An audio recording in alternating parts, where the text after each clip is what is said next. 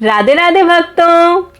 आज वह पावन दिन है जिस दिन हमारे लल्ला श्री कृष्ण का जन्म हुआ था, जिसे हम कृष्ण जन्माष्टमी के रूप में मनाते हैं।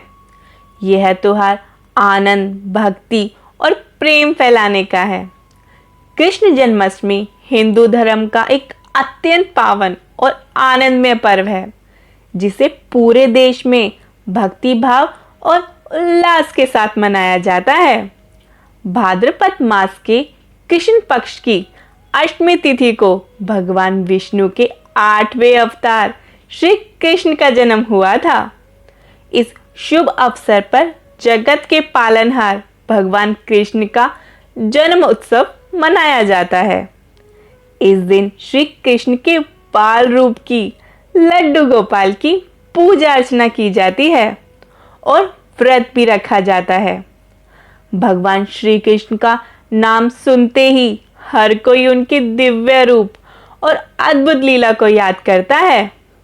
हम हमेशा उनके जन्म अष्टमी पर कृष्ण जन्म की कथा ही सुनते आए हैं, लेकिन क्या आप जानते हैं कि कृष्ण का ये अवतार सिर्फ मथुरा के कारागार में जन्म लेने की कथा ही नहीं, बल्कि 3 जन्मों की तपस्या, दिव्य वंश और गहरी दार्शनिक योजना का परिणाम था।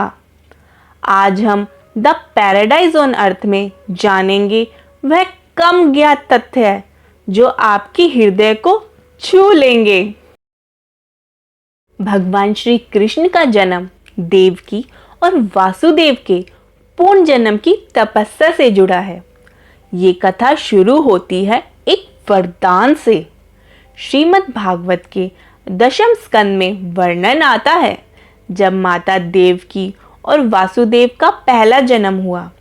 कहा जाता है कि स्वयंभू मनवंतर में जब माता देवकी का पहला जन्म हुआ, उस समय उनका नाम प्रश्नी तथा वासुदेव सुतपा नामक प्रजापति थे। सुतपा प्रश्नी के पति थे। प्रश्नी और सुतपा भगवान विष्णु के भक्त थे, जिन्होंने भगवान विष्णु को अपने पुत्र के रूप में पाने के लिए कठोर तपस्या की थी। दोनों ने संतान प्राप्ति की अभिलाषा से सूखे पत्ते खाकर और कभी हवा पीकर देवताओं का 12,000 वर्षों तक तप किया। भगवान विष्णु ने उनकी भक्ति से प्रसन्न होकर उनसे वरदान मांगने को कहा, जिसके फलस्वरूप उन्होंने भगवान विष्णु जैसा पुत्र मांगा। तब भगवान विष्णु ने कहा, मुझ जैसा तो कोई और है नहीं, इसलिए मैं ही तुम्हारे यहाँ पुत्र बन के जन्म लूंगा। फिर उन्होंने वरदान दिया कि वे 3 बार उनके पुत्र बनेंगे। इस जन्म में भगवान विष्णु ने प्रश्नी गर्भ के रूप में जन्म लिया। दूसरे जन्म में सुतपा और प्रश्नी ने कश्यप और अदिति के रूप में जन्म लिया, जिनसे भगवान विष्णु ने उपेंद्र रूप में जन्म लिया, जिन्हें हम वामन देव के रूप में जानते हैं। द्वापर युग में उनका तीसरा जन्म हुआ। सुतपा ने वासुदेव और प्रश्नी ने देवकी के रूप में जन्म लिया और भगवान विष्णु ने उनके पुत्र के रूप में भगवान कृष्ण के रूप में जन्म लिया। इस प्रकार सुतपा और प्रश्नी ने भगवान विष्णु, ये थी कृष्ण जन्म से जुड़ी एक पौराणिक कथा।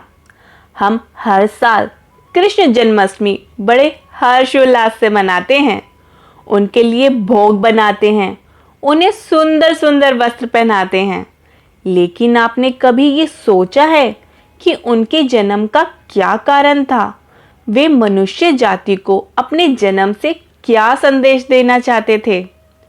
कृष्ण कहते हैं, आज मेरा जन्मदिन है। लोग मुझे बालक के रूप में, माखन चोर के रूप में, रणभूमि के सारथी के रूप में जानते हैं, पर असली कृष्ण वो है जो हर हृदय में छिपा है। भक्त अगर मेरे पीछे दौड़े तो उसे मेरा स्वरूप मिलेगा, पर अगर वो अपने भीतर झांके तो उसे खुद में ही कृष्ण मिल जाएगा। भक्तों, जन्माष्टमी पर सिर्फ कान्हा के जन्म का उत्सव ना मनाएं, बल्कि उनके इस संदेश को याद रखें। कृष्ण को बाहर मत ढूंढो, वो तुम्हारे भीतर ही विराजते हैं। आप सभी भक्तों को द पैराडाइज ऑन अर्थ की तरफ से कृष्ण जन्माष्टमी की हार्दिक शुभकामनाएं। श्री कृष्ण और राधा रानी की कृपा आप सब पर बनी रहे। जय श्री कृष्ण। राधे राधे।